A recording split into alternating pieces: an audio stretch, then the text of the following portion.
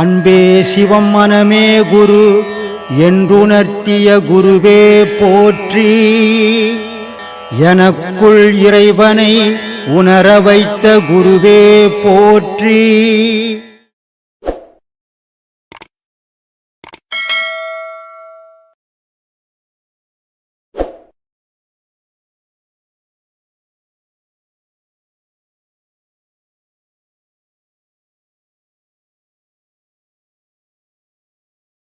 இந்த பாடத்தெல்லாம் நமக்கு எதுக்காக கொடுத்தாங்கன்னா, சின்ன சின்ன விஷயத்துக்கெல்லாம் இந்த மனுஷன் படுத்தான்னா எழுந்துக்கவே மாட்டான். அதே நேரத்தில் சின்ன சின்ன விஷயத்துக்கெல்லாம் இவன் பண்ணுற ஆடம்பரம் அட்டுழியும் அவங்க குடும்பமாக இருக்குது. இது இருக்கக்கூடாது. இது இருக்காத இவன் அமைதியான வாழ்வு வாழணும். அதுக்கு என்ன வழி? அதுக்கு ஒரே வழி இது, இந்த பாதை தான் அப்படின்னு தான் மகான்கள் நமக்கு கொடுத்துட்டு போனாங்க. இப்போ நான் ஏதோ நானே ஒரு பொழப்புக்காக வரல. இது எனக்கு தொழிலும் கிடையாது. இது 60 வருஷமாக ஆராய்ஞ்சேன் நான். உண்மையா பொய்யா, இறைவன் இருக்கிறானா இல்லையா அப்படின்றத 60 வருஷமாக ஆராய்ஞ்சி தான் இந்த மக்களுக்கு இதை கொடுத்துங்கிறேன். எனக்கு ஏற்பட்ட துன்பங்களும் அவமானங்களும் கொஞ்சம் நெஞ்சம் கிடையாது. ஆனால் அத்தனை துன்பத்தையும் அத்தனை அவமானத்தையும் தாண்டி நான் இன்னைக்கு நிற்கிறேன்னா அதுக்கு இந்த பாடம் தான். இந்த பாடம் தான் என்னை இந்த இடத்துக்கு கூட்டின்னு வந்தது. என்னுடைய திறமையெல்லாம் இங்கே ஒன்றும் கிடையாது. ஏன்னா நான் படிப்பறிவு இல்லாதவன், பகுத்தறிவு இல்லாதவன், எதையும் சாதிக்கக்கூடிய சக்தி இல்லாதவன். ஏன்னா யாருடைய உறவும் இல்லை. அப்படி இருந்தும் நான் இன்னைக்கு இந்த இடத்துல இருக்கிறேன்னா அதுக்கு இந்த பாடம் தான். வேற எந்த பாதையிலையும் எந்த பக்தியிலையும் இதை சாதிக்க முடியாது. இந்த ஒரு பாடத்தில் மட்டும்தான், இந்த ஒரு பயணத்தில் மட்டும்தான் உன் வாழ்க்கையே நிலையாக நிற்கும். மற்ற பாடத்தும் பக்தியில் மற்ற வழிபாட்டுங்களெல்லாம் மனம் தடுமாறிடும். இதில் இந்த தடுமாற்றம்ன்றதே வராது. இதை தான் நம்ம பொக்கிஷமாக பரம்பரையாக சிவபெருமான்கிட்ட உபதேசம் வாங்குறார். திருமூலர் 4 பேர் ஒரே நேரத்தில் சிவபெருமான்கிட்ட உபதேசம் வாங்குறாங்க. நந்தியின் அருள் பெற்ற 4 என்றார் திருமூலர். 4 பேர் சிவபெருமான்கிட்ட நாங்கள் உபதேசம் வாங்கினோம். ஒன்று வேகபாதர், இன்னொன்று பதஞ்சலி, இன்னொன்று சிவமாமுனி, ஒன்று திருமூலர். இவங்க 4 பேரும் உபதேசம் சிவபெருமான்கிட்ட வாங்கின்னு இந்த உலகத்தில் அதை பரப்பணும் அப்படின்றதுக்கு வந்தாங்க. அதில் 2 பேர் வடநாட்டுக்கு போயிட்டாங்க, பதஞ்சலியும் வேகபாதரும். சிவமாமுனியும் திருமூலரும் இங்கே தென்னாட்டில் அந்த கலையை பரப்புனாங்க. இன்றைக்கி அவங்க பரப்பினதால் தான் இன்றைக்கி பல மக்கள் கடவுளை பற்றி தெரிஞ்சுக்க வாய்ப்பு கிடைச்சது. அப்போது அப்படிப்பட்ட பரம்பரையில் வந்த நான், என்னுடைய குரு பொதிகமலையார், என்னுடைய குரு கணேசசாமி, இப்படி ஒரு குரு வழியாக தான் நான் உபதேசம் கொடுத்துங்கிறேன். ஏதோ நான் ஒரு கற்பனை பண்ணிக்கின்னு புக்கை படிச்சுட்டு நான் ஒரு குருவாயிட்டேன், வாங்கன்னு ஏமாற்றி துட்டு சம்பாதிக்கிறது இல்லை ஆன்மீகம். உண்மையை சொல்லு. யாருன்னா எடுக்கட்டும், எடுக்கலைன்னா போட்டோம், நீ அவங்கள பற்றி கவலைப்படாத. உன்னுடைய கடமையை மட்டும் செய்யலாமா நான் செய்துன்னுக்கிறேன். இது பல பேர் குடும்பத்தை இன்றைக்கி ஒரு நல்ல நிலைக்கு கொண்டாந்துக்குதுன்ற ஒரு நம்பிக்கை. அது நிறைய போனுங்க வருது, நிறைய பேர் நேரடியாகவும் சொல்கிறாங்க. அது ஒரு சின்ன சந்தோஷம். நம்ம பேசுனது நம்ம செய்தது வீணாக போல ஏதோ இன்றைக்கி உலகத்தில் நிற்கிது.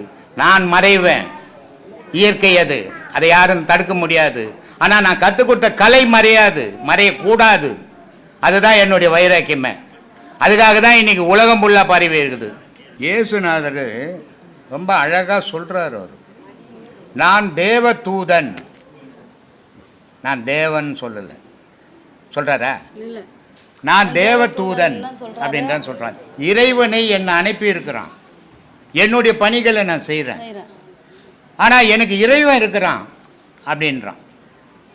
இரவு 12 மணிக்கு சந்திரனை தான் இயேசு வழிபடுவார் இல்லையா? அவர் கடவுளாச்சு, அவர் ஏன் வழிபடணும்? அப்படி எப்படி வழிபட்டார்? தெரிஞ்சால் விடையே கிடைக்காது. விடை கிடைக்காத இடத்துல போய் கேட்டீங்கன்னா எங்கேருந்து விடை கிடைக்க போகுது? எல்லாரும் உலகத்தில் இருக்கிற அத்தனை மனிதனும் சந்திரனை கும்பிட்டு தான் ஆகணும். அப்போ தான் இவன் வாழ முடியும். முஸ்லீமில் நபிகள் நாயகமும் அதே தான், அவங்க கொடியிலேயே நிலப்புறதானே போட்டுன்னுக்குறாங்க. இந்துனாலும் சந்திரன் தானே. அப்போ எல்லா மதங்களும் ஒன்று தான், எல்லா தெய்வ மகான்களும் ஒன்று தான்.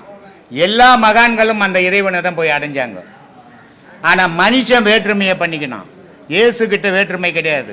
நபிகள் கிட்ட வேற்றுமை கிடையாது, இங்கே வந்த மகான் கிட்ட வேற்றுமை கிடையாது. ஆனால் இப்போ உற்பத்தியான மனிதங்கிட்ட வேற்றுமை உண்டு. இந்த வேற்றுமையால் ஒரு மதத்தை கட்சி மாதிரி ஆக்கினானுங்க. இதை எல்லாமே கடவுள் வழிபாடுன்னு போகணும். அதை மறந்துட்டு கட்சி மாதிரி என் கட்சிக்குவா உன் கட்சிக்குவா நான் பணம் கொடுக்குறேன்னு சேர்க்கறது அது கடவுள் வழிபாடே இல்லை, மத வழிபாடு.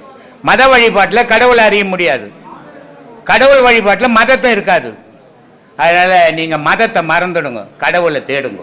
வணக்கம் ஐயா. ஆத்மா வணக்கம். அன்பும் கருணையான சர்க்குருநாதரை வணங்கி அவருக்கு ஆத்ம வணக்கம் சொல்கிறேன். இருக்கிற எல்லாருக்கும் ஆத்ம வணக்கம். எனக்கு இந்த அபிமன்யு பற்றி ஒரு கேள்வி, எனக்கு ஒரு டவுட் வருதுங்க ஐயா. அபிமன்யு கருவில் வந்து குழந்தை வந்து அதை அப்சர்வ் பண்ணுது இல்லையா, அதை வந்து அது குழந்தை வந்து வளர்ந்து பிறந்து வளர்க்கும்போது அதோட சேட்டையை பார்த்து தாய் தகப்பன் வந்து சொல்லுவாங்க, குழந்தை கொஞ்சம் வீரியமாக இருக்கிறான், நல்லா இன்டெலிஜென்ட்டாக இருக்கிறான்.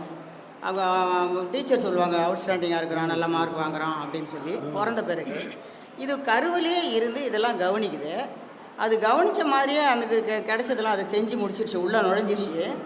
நுழைஞ்சது மட்டும் தெரியும். இங்கே வந்து மகாபாரதம் நடக்கணுன்றதுக்காக அவர் கிருஷ்ண பகவான் சொன்னதை நிறுத்திட்டார். ஆனால் அது வந்து அதை அப்படியே கேட்டுட்டு இருந்திருந்தால் அது நல்ல வீரியமாக தானே இருந்திருக்கும். அது ஒரு நல்ல விஷயமாக தானே தோணுது. அது எப்படி ஐயா கருவிலே கெட்டு போன மாதிரி நம்ம அது அந்த இது புரியல. யாரும் தான் குழந்தை கெட்டு போகணுன்னு யாரும் நினைக்க மாட்டாங்க. இப்போ ஒரு வீட்டில் ஒரு சண்டை, எல்லா மாமியாரும் எல்லா மருமகளும் ஒரு ஒத்துமையாக இருப்பாங்களா? வாய்ப்பு இல்லை. எங்கேயோ ஒரு அப் அண்ட் டவுன் இருக்கும். ஒன்று அவங்க என்ன சொல்லுவாங்க, இல்லை இவங்க என்ன சொல்லுவாங்க, இந்த சண்டைகள் வளரும். ஒரு ஒரு பெண்ணு ஒரு கரு விட்டுருக்குறாங்கன்னா இந்த சண்டையை இப்போ ஒரு மருமகன் என்ன பண்ணால் மாமியார் நல்லா இருக்காங்க, வீட்டுக்காரு மாமியார் பேசி தான் கேட்குறாங்க. இப்போ இவங்க சொல்லுவாங்க எடுபடாது. ஆனால் நடக்கக்கூடிய விஷயங்களே இவங்க மனசில் இருக்கும். வயிற்றில் கரு இருக்குது, மனசில் இங்கே நடக்கிற விஷயங்களை அசை போட்டுக்கினே இருப்பாங்க. இப்படி ஆகிப்போச்சு இப்படி ஆகிப்போச்சு, என் வீட்டுக்காரர் கேட்க மாட்டான், இந்த பொம்பளை இப்படி பண்ணுதே. வெளிப்படுத்த முடியாது. சண்டை போட்டுருந்தா ஒரே நாளோட போயிருக்கும் அந்த கோபம் தாபம்லாம்.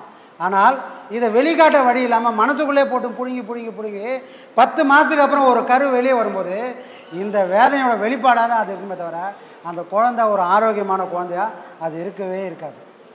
அப்போ எனக்கு 1000 சோதனை வரட்டும்பா, என் குழந்தை இந்த மண்ணில் வரும்போது ஒரு ஆரோக்கியமாகவும் அறிவுள்ள குழந்தையாகவும் வரணும்னா எனக்கு இந்த 10 மாதம் நான் எதை நடந்தாலும் பரவாயில்ல, நான் சந்தோஷமாக இருப்பேன், நான் நல்ல பாட்டு கேட்பேன், நல்ல சாப்பாடு சாப்பிடுவேன். யார் வேணா என்ன ஒன்று சொல்லட்டும், வீட்டுக்கார் சொல்லட்டும், மாமனார் மாமியார் சொல்லட்டும், இல்லை 1000 கஷ்டம் இருக்கட்டும், சாப்பாட்டுக்கே வழி இல்லாமல் இருக்கட்டும். ஆனால் என் குழந்தையும் நானும் பேசணும். இந்த கஷ்டத்தை எதையும் என் குழந்தைகிட்ட கொண்டு போக மாட்டேன்னு வெளியே இருக்கும்போது சொல்கிறோம்ல, அதே மாதிரி வெளியே இருந்து சொல்லி பிரயோஜனமே கிடையாது. அதுக்கு அந்த கஷ்டமே புரியாது. ஆனால் 10 மாதம் நீங்கள் சுமக்கும் போது அந்த கருவோடு நீங்கள் உறவாடுங்க. உங்கள் கஷ்டம் 1000 இருக்கட்டும், நீங்கள் அதுக்கிட்ட கொண்டு போகாதீங்க. டே ராஜா நான் சந்தோஷமாக இருக்கேன்டா, நீயும் உள்ள சந்தோஷமாக இருக்கணும், அதுக்கிட்ட மனம் விட்டு பேசினா அந்த 10 மாதம் போது அந்த குழந்தை வெளியே வரும்போது ஆரோக்கியமான குழந்தையாக இருக்கும், அறிவுள்ள குழந்தையாக இருக்கும். அந்த குழந்தையால் இந்த மாதிரி பாடபோதுலேருந்து எத்தா கூட அது அறிவோடு ஒழிஞ்சு இந்த உலகத்தில் போய்ச்சிக்குமா. அப்போ எங்கே வருதுன்னா ஒரு கர்ப்பிணி பெண்ணாக இருக்கும்போது எந்த கவலையும் அந்த கருவுக்கிட்ட அவங்க கொண்டு போகக்கூடாது. அப்போ செயலை வந்து சரியான முறையில் செயல் இருக்கணும். 1000 கஷ்டம் வருமா, ஒரு 10 மாதம் தாங்கிக்க மாட்டோமா? இந்த 10 மாதம் தாங்காதோட விளைவு என்ன ஆகுதுன்னா அந்த குழந்தை பெற்று போட்டுட்டு அதை காலம் ஃபுல்லாக சுமக்கிறோம். இது உதவாக்காரியாக பிறந்துச்சு, இது யார் பேச்சும் கேட்க மாட்டேங்குது, இது என்ன இவ்வளோ மண்டாகுதுன்னு, இது எல்லாம் எங்கே வந்தது? அந்த 10 மாதம் எனக்கு பொறுமை இல்லாதனால காலம் ஃபுல்லாக அதை நான் காலம் கட்டி சுமக்கிறேன். இது தேவையா? அப்போது வந்துட்டோம், ஒரு வாழ்க்கை நமக்கு அமைச்சது, எல்லாரும் சந்தோஷமான வாழ்க்கை அமைக்கிறதுக்கு வாய்ப்பே கிடையாது. ஆனால் வாழ்க்கை எது ஒன்றா இருக்கட்டும், ஆனால் என் குழந்தை என்கிட்டேருந்து வெளியே வரும்போது அது ஒரு அறிவார்ந்த குழந்தையா வெளியே வரணும்னா என்ன பண்ணணும்? அது எடுக்கணும். அப்போ குழந்தையோட தவறு எதுவும் இல்லை இதில். சோழனுக்கு ஒரு பேர் ஒன்று இருக்குது. ஒரு சோழன் ஒருத்தன் பிறந்தான், கோச்செங்கன் சோழன். அவன் கண்ணு பிறக்கும்போது கண்ணெல்லாம் ரத்த கலராக இருந்துதான். அதனால அவனுக்கு பேர் என்ன வச்சிட்டாங்களாம், கோச்செங்கோன் அப்படின்னு பேர் வச்சிட்டாங்களாம். கோச்செங்கன் கண்ணு சவுப்பாக இருக்குது இல்லையா, செங்கன் சோழன், கோச்செங்கன் சோழன் போய் பேர் வச்சிட்டாங்க. எப்படி அவனுக்கு அப்படி கண்ணெல்லாம் ரத்தமாகி போச்சுன்னா அவங்க அம்மா என்ன பண்ணுறாங்களாம், கரு உருவாக போகுது, குழந்தை பிறக்க போகுது. ஆனால் ஜோசியக்காரை கூட்டு பார்க்குறாங்க. இந்த டைமுக்குள்ளே இந்த கரு உருவாகி பிறந்ததுன்னு சொன்னால் அது வந்து எதுக்கும் பயன்படாது. ஆனால் குறிப்பிட்ட நேரத்தை தவறி அது பிறந்ததுன்னா அந்த குழந்தை இந்த உலகத்துக்கே ஒரு பெரிய அரசனாக இருப்பான். இந்த உலகம் காலம் ஃபுல்லாக பேசுகிற அளவுக்கு அந்த குழந்தையாக இருக்கும் அப்படின்னு சொன்ன உடனே அந்த அம்மா என்ன பண்ணுறாங்க, சரி அப்படின்னா நான் என்ன பண்ணோம் அப்படின்ன போது அவங்க சொல்கிறாங்க, அவங்களே சொல்கிறாங்க, என்னை தலைகீழாக கட்டு, என் காலை மேல் நோக்கி கட்டி தலைகீழாக நான் இருக்கிறேன், அந்த நேரம் வரைக்கும் இந்த குழந்தைக்காக நான் இருக்கிறேன்னு சொன்னதுனால அந்த ரத்தமானது அந்த குழந்தையோட கண் வரைக்கும் போய் அது பிறந்ததுக்கப்புறம் அது கண் சிவப்பாக இருந்து தான் வரலாற்றில் அதெல்லாம் பதிவு பண்ணுறாங்க. இது நடந்துருக்குது. ஒரு தாய் நினைச்சா ஒரு குழந்தை எப்படி வேணால் பெற்றுக்க முடியுன்றதுக்கு சாட்சி அதெல்லாம். நான் ஒரு 10 மாதம் ஒரு தாய் தன்னோட வேதனையெல்லாம் தாங்கி அந்த குழந்தைகிட்ட கொண்டு போகாமல் பாதுகாப்பாக வச்சுட்டாங்கன்னா அதுக்கப்புறம் அதை பாதுகாக்கவே வேணாம், அதுவே போய்ச்சிக்கும். ஏன்னா அந்த தன்னம்பிக்கையும் தைரியமும் ஏற்கனவே அம்மாவை கிட்டேருந்து போயிடுச்சு. கவலை போனதெல்லாம் கரு செதஞ்சு தான் பிறக்கும், மனம் செதஞ்சு தான் பிறக்கும். உன் வேதனையை சுமந்துக்கினே பிறந்தா அதுவும் இங்கே வேதனைப்பட்டே தான் சாகும். அப்போ கர்ப்பமானவங்க இந்த விஷயத்தெல்லாம் எடுத்துக்கணும். யாரோ பெரியவங்க சொல்லிட்டாங்க, ஆடாத அசையாத பக்குவமாயிருமான்னு சொன்னது உடம்புக்கு இல்லை, உன் மனசுக்கு. ஒரு இடத்துல குத்த வச்சு உக்காஞ்ச மாதிரி உக்காஞ்சிட்டு உடல் உழைப்பை இல்லாமல் பண்ணுறதுக்காக அவன் சொல்லலை. மனசை ஆடாமல் அசையாமல் பார்த்துக்கோ. மனசில் சஞ்சலத்தை போட்டு இந்த பக்கமும் அந்த பக்கமும் ஆட்டாத. இரும்பு உலக்க எப்படி இருக்குமா அந்த மாதிரி இரு அப்படின்னு சொன்னாங்க. அப்படி சொல்லி அவங்க பெற்றுக்கினாங்கன்னா அந்த குழந்தை ஆரோக்கியமாக இருக்கும், உலகத்துக்கும் அதுவும் ஒரு விடிவெளியாக இருக்கும். இப்போ அது வீரனாக இருந்தும் பிரயோஜனம் இல்லை, உருப்படாது. ஓகே ஐயா, நல்லது. இன்னும் ஒரே ஒரு கேள்வி. இது நம்ம ஐயா சொல்லியிருக்காரு, காலையில் ஒரு 5 மணிக்கு எழுந்திரிச்சு ஓம் நமச்சிவாய அப்படின்ற மந்திரம் வந்து உலகத்திலே அதுக்கு ஈடு இணை கிடையாது. அதை வந்து ஒரு 5 மணிக்கு எழுந்திரிச்சு 108 தரம் அதை சொல்கிறவங்களுக்கு ஒரு நல்ல பாதை கிடைக்கும், ஆன்மீகத்தில் நல்ல முன்னேற்றம் இருக்கும்னு சொல்லியிருக்கிறாரு. இதை வந்து பக்தர்களுக்கு மட்டுமா இல்லை எல்லாம் சீடர்களோடு சேர்ந்து அது அந்த மந்திரங்களை சொல்லலாமா? இது பக்தர்களுக்கு பொருந்துமா? பக்தர்கள் வந்து எதுவுமே தெரியாது, பாடம் வாங்கலை, ஆனால் ஐயா சமாதி வரேன், கும்பிட்றேன், பௌர்ணமி அட்டன் பண்ணுறேன், எல்லாம் ஓகே, ஆனால் இன்னும் கொஞ்ச நாள் ஆகட்டுங்க அப்படின்னு நினைக்கிற பக்தர்களுக்கு இப்போ சொன்ன விஷயம் நமச்சிவாயா இல்லை சிவாய நமன்னு சொல்லலாம், தப்பு கிடையாது. சீடர்களுக்கு அது சொல்ல வேண்டிய வேலை. ஏன்னு சொன்னால் இந்த மூச்சானது இங்கேருந்து அங்கே போகுது, மூலாதாரத்துலேருந்து விசுத்தி வரைக்கும் போகுது. இதுக்குள்ளே இருக்கிற இடம்லாம் எது? நமசிவாயம் தானே. ஆமாம். இந்த மூச்சு நமசிவாயத்தை தான் சொல்லின்னு இருக்குது. அது அஜபா மந்திரம். வாயை திறந்து சொல்கிற மந்திரத்துக்கு ஒரு பவர் இருக்குதுன்னா வாயை திறக்காமல் நீ உள்ளுக்குள்ளே ஓட்டுற மந்திரத்துக்கு அதை விட பெரிய பவர் இருக்குது. சரிங்களா? சீடர்களுக்கு மந்திர உச்சாடனம் தேவையில்லை, இது மட்டும் அவங்க மூச்சே தான் மந்திரம். அவங்க 1 hour உட்காந்து பண்ணால் 10,000 மந்திரம் உச்சாரம் பண்ணால் எந்த சக்தி வருமோ அந்த சக்தி இந்த பூஜை அந்த தவ மண்டலத்தில் இருக்கணும். சரிங்களா? அவங்களுக்கு மந்திரம் தேவையில்லை, மூச்சே தான் மந்திரம். சரிங்க. இது தெரியாத பக்தர்களுக்கு இதெல்லாம் தேவை. சரிங்களா? அவங்க பண்ணலாம், இவங்களுக்கு தேவைப்படாது. சரிங்க. ஆத்மா நன்றிம்மா. ஆத்மா வணக்கம். நன்றி.